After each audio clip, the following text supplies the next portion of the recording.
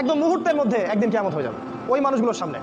এগুলোর সামনে হতে যাচ্ছে, আমাদের হাতে বেশি সময় নাই। কথাগুলো বলার এই কারণ হচ্ছে সময় কম। তো এখন এই অবস্থায় একজন মুসলিম হিসেবে আপনার করণীয় কি?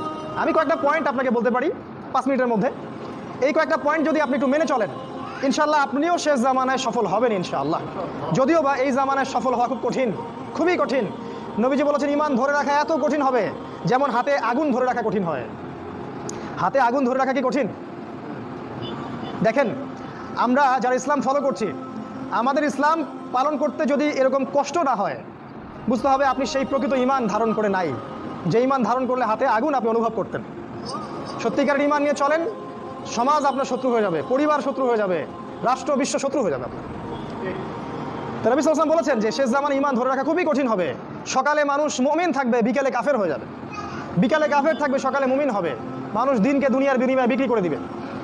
এই যুগে সফল হবে সেই মানুষরা যারা এই ফিতনা মুক্ত পরিবেশে দিন পালন করবে। অনেক দূরের প্রত্যন্ত জায়গায় চলে যাবে, শহর থেকে দূরে, নগর থেকে দূরে, পাহাড়ি এলাকায়, অনেক দূরে কান্ট্রি সাইডে। ওই যে থাকে না কিছু মানুষ উপজাতির মতো, ওই রকম করে যারা থাকবে এরা নিরাপদে থাকবে। কৃষি জমি চাষাবাদ করবে, নিজের খাবার নিজে খাবে, মাছ চাষ করবে, গরু চাষ করবে, ছাগল পালবে, শহরের ফিতনায় জড়াবে না। নিজেরা নিজেদের কলোনি করে তুলবে আলাদা করে, অনেকটা মুসলিম ভিলেজের মতো। এরা সফল হবে। শেষ জামানায় সফল হওয়ার কয়েকটা পথ বলে দিচ্ছি। 1 নাম্বার, আপনাকে জ্ঞান অর্জন করতে হবে। কোরআন হাদিসের সাথে সমসাময়িক যত জ্ঞান আছে সব অর্জন করতে হবে, এটা 1 নাম্বার। জ্ঞান নাই, আপনি শেষ জামানায় টিকতে পারবেন না। যাদের কাছে এই জ্ঞান ছিল তারা কিন্তু মহামারীর আগেই প্রস্তুতি নিয়েছিল। আমি অনেক ওস্তাদকে চিনি, বাংলাদেশের আলেম, তারা এই 2020 সালের আগে হজ করে ফেলছে। তারা আগেই বুঝতে পারছে 20 সালে কিছু একটা হবে, 20 সালে পৃথিবীতে কিছু একটা হবে, তারা আগেই বুঝতে পারছে। কারণ শেষ জামানার পড়াশোনা করেছেন তারা, কার পর কী হতে যাচ্ছে এটা তারা বুঝতে পারছেন, অনুমান করতে পারছেন। তাই জ্ঞান ছাড়া আপনি শেষ জামানায় টিকতে পারবেন না ভাই। জ্ঞান অর্জন করুন, 1 নাম্বার। 2 নাম্বার, জ্ঞান অনুযায়ী আমল করেন। যতটুকু জেনেছেন আমল করেন, কালকের জন্য অপেক্ষা করবেন না। আজকেই নামাজ শুরু করে দেন, দেনা পাওনা থাকলে আজকেই মিটিয়ে দেন। আজকেই পরিবারের সবাইকে ডেকে ওয়াজ করেন, নসিহত করেন যে দেখো সামনের দিনগুলো ভয়ঙ্কর, আমাদের জীবনকে গোছাতে হবে, যা করেছি তওবা করে আল্লাহর কাছে ফিরে আসেন। আল্লাহ পাক গফুরুর রহিম, আপনি তওবা করে এইমাত্র চলে আসেন, আল্লাহ মাফ করে দেবেন ইনশাআল্লাহ। আপনাকে আল্লাহ পাক পরীক্ষা করবেন আপনি সত্যিকার তওবা করেছেন কিনা। আপনাকে প্রমাণ করতে হবে নামাজের মাধ্যমে, জ্ঞান অর্জনের মাধ্যমে, ভালো কাজের মাধ্যমে, সদকা করার মাধ্যমে।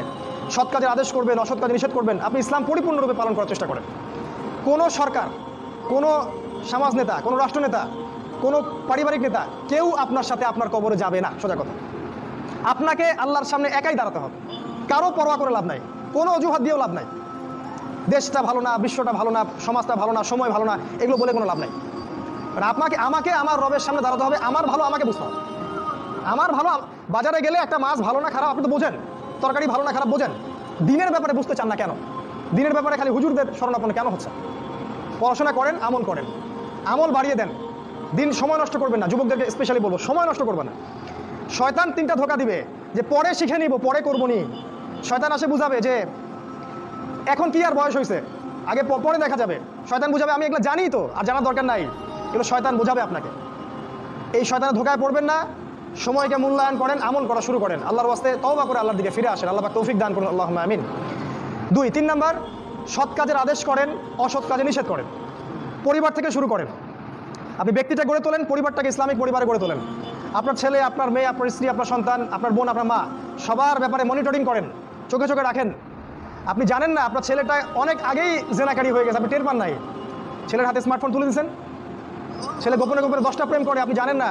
ও দুধ খায় না এখন, মনে করছেন যে ও দুধ খায়, ও অনেক ম্যাচিউরড হয়ে গেছে। আপনার মেয়েকে দেখে মনে হয় খুব পর্দা করে, দেখেন ভিতরে ভিতরে কোনো ছেলের সাথে সম্পর্ক তৈরি করে ফেলছে। অনেক ঘটনা ঘটে যায়, আমরা সরল মনে অনেক কিছু করি। আপনার ওয়াইফকে দেখেন, আপনি যখন বাসায় থাকেন না, কি করে না করে মনিটরিং করেন। টিভি বন্ধ করে দেন, সিরিয়াল টিরিয়াল বন্ধ করেন। এমন কারোর সাথে মিশতে দিবেন না যে আপনার ছেলেকে, আপনার মেয়েকে, আপনার বোনকে, আপনার মাকে বিপথে নিয়ে যাবে। কঠোর হন পরিবারের উপরে, কারণ আপনাকে আল্লাহ পাক আপনার পরিবার সম্পর্কে জিজ্ঞাসাবাদ করবেন, অবশ্যই জিজ্ঞাসা করবেন। বিশ্বাস করেন আল্লাহ পাক কিয়ামতের মাঠে আপনাকে আপনার পরিবার সম্পর্কে জবাবদিহি করাবেন প্রত্যেকটা বিষয়। আপনি দাওয়াত দেন, চেষ্টা করেন, তারপরে যদি ছেলে বেলাইনে যায় সেটা তার ব্যাপার, ওর হিসাবও দিবে। নূহ আলাইহিস সালামের ছেলে কাফের হয়ে গেছে, ওর হিসাবও দিবে, সেটা আলাদা। কিন্তু আমাকে আমার চেষ্টা করতে হবে। পরিবার গড়ে তোলেন, সৎ কাজের আদেশ করেন, অসৎ কাজে নিষেধ করেন। 4, এই যে কোরআন এবং সুন্নাহর দাওয়াতটা পৌঁছে দেন মানুষের কাছে। দাওয়াতেই কাজ করেন ভাই, সময় নষ্ট করেন না। আপনি যে দল করেন বা যে সংগঠন করেন বা যে মাযহাব, যে তরিকায় থাকেন, আমার তাতে কোনো আপত্তি নাই, কিন্তু কোরআন সুন্নাহর দাওয়াতটা মানুষের কাছে প্রচার করেন। মূল বিষয়ে কোনো পার্থক্য নাই। এই দাওয়াত দেওয়ার সময় সাম্প্রদায়িক হবেন না, সবাই আমার দলে আসো, আমার দলে ফর্ম পূরণ করো, না হলে দাওয়াত হচ্ছে না, এমন দাওয়াতের দরকার নেই। মানুষকে ইসলামের দাওয়াত দেন, আল্লাহর দিকে ডাকেন, কোরআনের দিকে ডাকেন, সুন্নার দিকে ডাকেন, দেখবেন সমাজে একটা সাম্য চলে আসবে ইনশাআল্লাহ। দাওয়াতি কাজ করেন, বেশি বেশি কোরআন সুন্নার দাওয়াতি কাজ করেন। 5 নাম্বার, অর্থ সম্পদ যা আছে এগুলোকে কাগজের টাকায় রেখে দিবেন না। আমার নসিহত, হয়তো বুঝতে পারছেন না, মাথার উপর দিয়ে যাচ্ছে কথা, কিন্তু পরে বুঝবেন। টাকা পয়সা যা আছে এগুলোকে ব্যাংকে কাগজের টাকার মধ্যে রেখে দিবেন না, কারণ কাগজের টাকা সামনে আর থাকবে না। লিখে রাখেন, কয়েক বছর পরে দেখতে পারবেন সমস্ত টাকা হয়ে যাবে ইলেকট্রনিক, খালি পাঠাবেন। ইলেকট্রনিক মানে আপনি টাকা ধরতেও পারবেন না, পকেটে রাখতেও পারবেন না, খালি জানবেন আমার অ্যাকাউন্টে এত টাকা আছে। এই পুরো ব্যাংকিং সিস্টেমটা পড়ে যাবে, থাকবে না। বিশ্বাস না হলে লিখে রাখতে পারেন, এই পুরো ব্যাংকিং সিস্টেম পড়ে যাবে, কাগজের টাকা থাকবে না। কি করবেন তাহলে? আপনি আপনার সম্পদটাকে সোনায় রূপান্তর করেন, কিছু সোনা করে রাখেন, জমায় রাখেন, রূপায় কনভার্ট করেন। এগুলোর দাম কখনো কমবে না। 100 বছর পরেও সোনার দামই থাকবে।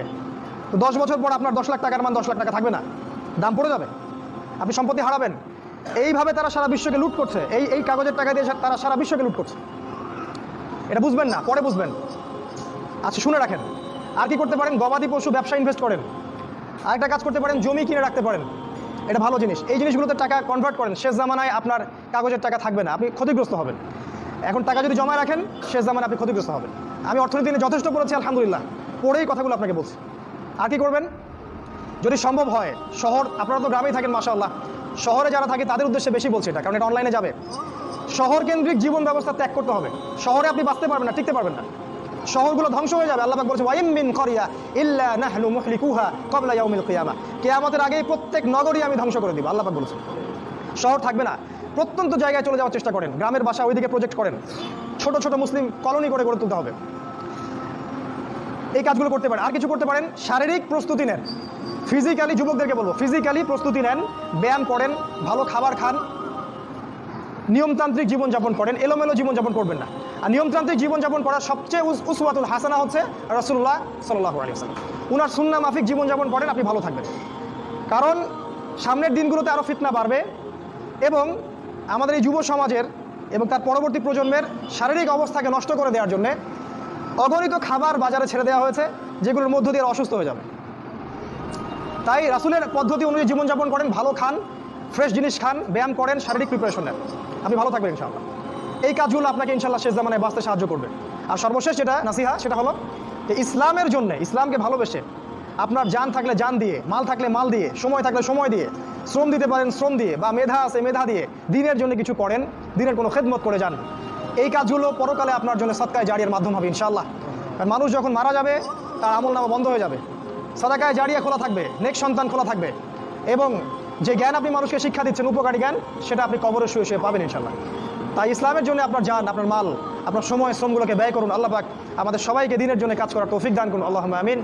এবং শেষ জামানাকে বোঝার এবং পড়াশোনা করার তৌফিক দান করুন, সামনের দিনগুলোর জন্য প্রস্তুতি নেওয়ার তৌফিক দান করুন, এবং যেভাবে পদক্ষেপ নিলে আমরা সার্ভাইভ করতে পারবো, ভালো থাকবো, বা ফিতনামুক্ত পরিবেশে বেঁচে থাকতে পারবো, ঈমান আমল হেফাজত করতে পারবো, সেগুলো আল্লাহ পাক করার আমাদেরকে তৌফিক দান করুন, আল্লাহুম্মা আমিন।